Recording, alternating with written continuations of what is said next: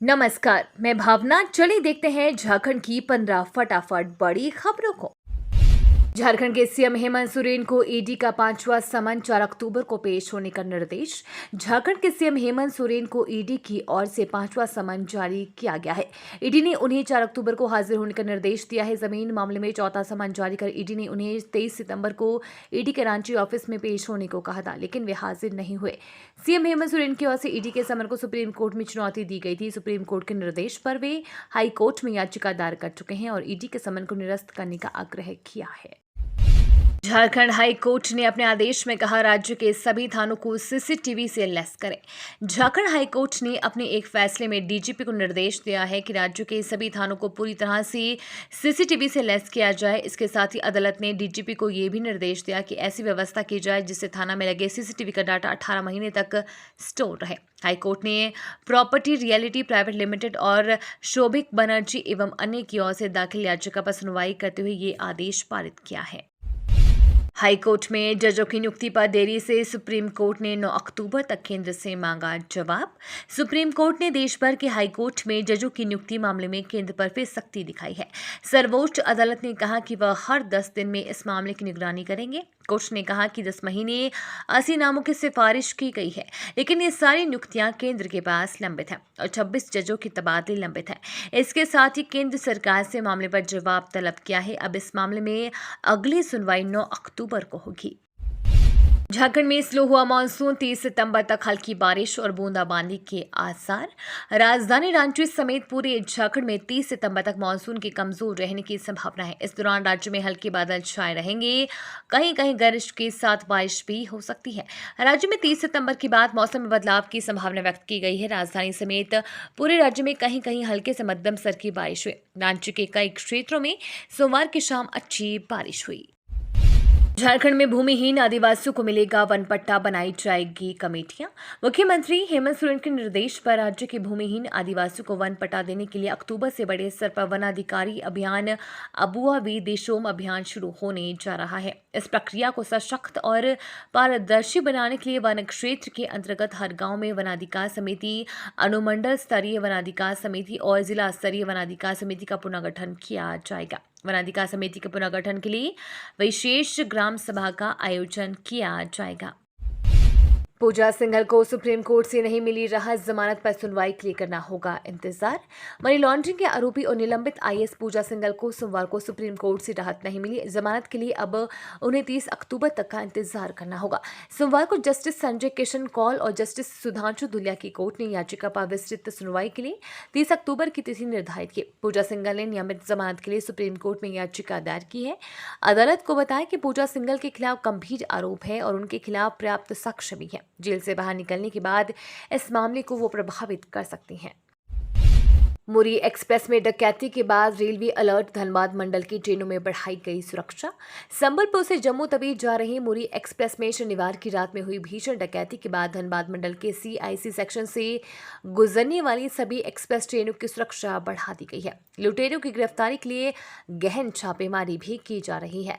मुरी express की bogie संख्या S9 की गहन जांच में 58 नंबर बर्थ में फंसी हुई एक गोली भी बरामद हुई है। छापेमारी में 3 मोबाइल फोन, बैग और कुछ अन्य सामान भी बरामद कर लिया गया है। छापेमारी में जीआरपी के बरकाकाना थाना की पुलिस।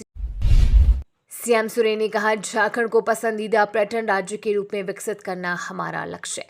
मुख्यमंत्री हेमंत सोरेन ने प्रोजेक्ट भवन सचिवालय में बैठक कर नेतरहाट इको रिट्रीट 2023 की तैयारियों की समीक्षा की। बैठक में टूरिज्म विभाग के अधिकारियों ने पीपीटी प्रेजेंटेशन के जरिए आयोजन से संबंधित जानकारी सीएम के सामने रखी।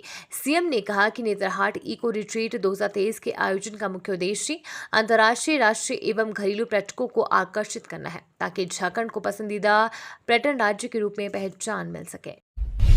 पीएम किसान योजना का इन किसानों को नहीं मिलेगी 15वीं किस्त। मीडिया रिपोर्ट्स की माने तो इस बार पीएम किसान योजना के तहत किसानों को दी जाने वाली पीएम किसान सम्मान निधि योजना की 15वीं किस्त के लिए आवेदन शुरू हो गए हैं। ऐसा माना जा रहा है कि पीएम किसान सम्मान निधि की अगली किस्त में लाभार्थियों की संख्या में कमी आ सकती है। इसके तहत भू लेखों के सत्यापन के दौरान हर किस्त से पहले बड़ी संख्या में लोगों का नाम पीएम किसान योजना की लिस्ट से बाहर किया गया है। आगामी त्योहारों को लेकर पीएम मोदी ने की बड़ी अपील। पीएम मोदी ने आगामी त्योहारों को लेकर देशवासियों से एक अहम अपील की है। पीएम ने कहा कि ये समय त्योहारों का है। आप प्रयास करें कि त्योहारों में गिफ्ट देने के लिए जो भी आप खरीदारी करें वो मेड इन इंडिया हो। अपने जीवन में भी आप उन्हीं वस्तुओं का प्रयोग करें जिन्हें भारत की मिट्टी की खुशबू हो। आप सूची बनाएं कि आप जिन चीज़ों का उपयोग करते हैं उनमें से कितनी हमारे देश की हैं और कितनी बाहर की। झारखंड में स्पेशल 26 जैसा कांड, आयकर छापेमारी बताकर घर में घुसे डकैत। झारखंड में डकैती की वारदात थमने का नाम नहीं ले रही है। बदमाशों के मंसूबे अब इतने बढ़ गए हैं कि दिन दिहाड़े लूट को अंजाम दे रहे हैं।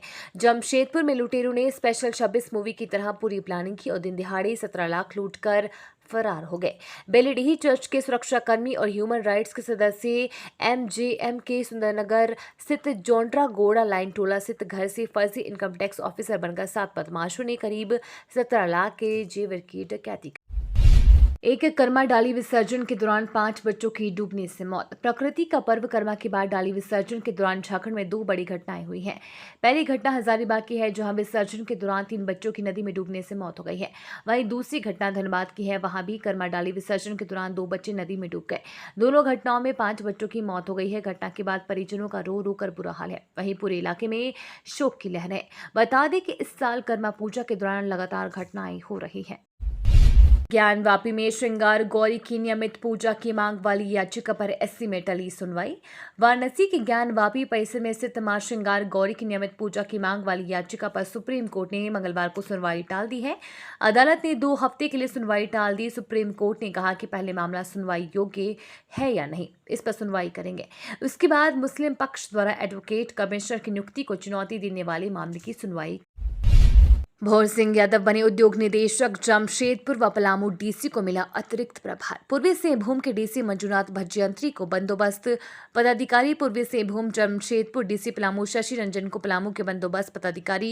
निदेशक खान अरवा राज कमल को प्रबंध निदेशक झारखंड राज्य खनिज विकास निगम लिमिटेड का अतिरिक्त प्रभार तथा waiting for posting Bhor Singh Yadav को निदेशक उद्योग बनाया गया है। इसको लेकर क्रमिक प्रशासनिक सुधार राजभाषा विभाग ने अधिसूचना जारी। देवघर में ऑनलाइन मिलेगी ब्लड उपलब्धता की जानकारी, सिस्टम जनरेट करने का आदेश जारी। देवघर जिले में स्वास्थ्य व्यवस्था को और बेहतर बनाने के उद्देश्य से उपायुक्त विशाल सागर ने सदर अस्पताल व पुराना सदर अस्पताल का निरीक्षण किया। इस दौरान उपायुक्त ने सदर अस्पताल में डेंगू, मलेरिया व चिकनगुनिया की रोकथाम को लेकर किए जा रहे कार्यों का जायजा लिया। साथ ही डेंगू व चिकनगुनिया से बचाव के लिए आवश्यक निर्देश दिए। इसके अलावा उपायुक्त ने रक्त केंद्र में ब्लड की उपलब्धता की जानकारी लेकर ऑनलाइन सिस्टम जनरेट करने का निर्देश दिया। ये तो थी आज की बड़ी खबरें। अपने गांव या शहर की न्यूज देखने के लिए हमें कमेंट में जरूर बताएं कि आप न्यूज को कहां से देख रहे हैं।